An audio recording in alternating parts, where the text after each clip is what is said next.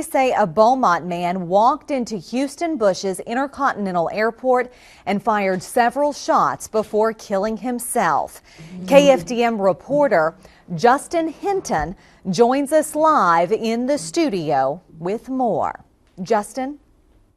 Kelly, that man has been identified as 29-year-old Carnell Moore. We traveled to his Beaumont home and spoke to one neighbor who couldn't believe this could have happened.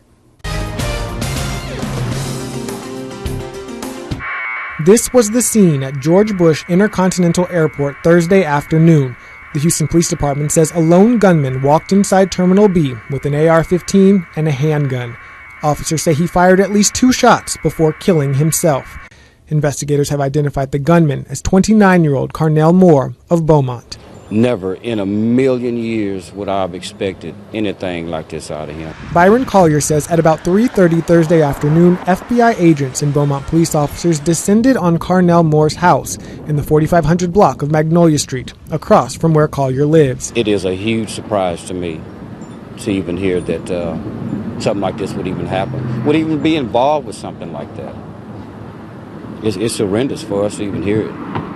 Collier says he first met Moore and his family when they moved in across the street nearly 10 years ago. If it wasn't anyone else in the neighborhood that they spoke to me. Made a habit of it, and I made it a habit because of the area that we live in. Collier says he last spoke with Moore a week ago. Because I just recently got diagnosed with diabetes, and we talked about that, and he asked me how I'm keeping my health up, and I just asked him how things was at the house because it's always quiet. So, and that was that. We parted our ways, and he went home, and then I came home. Just Wednesday, Moore went on his Facebook page and posted cryptic messages. They seem to foreshadow what happened. Wednesday, this life will crash tomorrow. And Thursday, before the shooting, 45 minutes and 59 seconds in God's shadow, and time stops. FBI agents are working to figure out a motive, while a friend, a neighbor, tries to do the same. It's sad. It almost brings tears to your eyes because of the way I knew him. You know, it's a sad thing. And here I wondered a couple of days where he's been. I haven't seen him, but it's horrible. You know? In Beaumont, Justin Hinton, KFDM 6 News.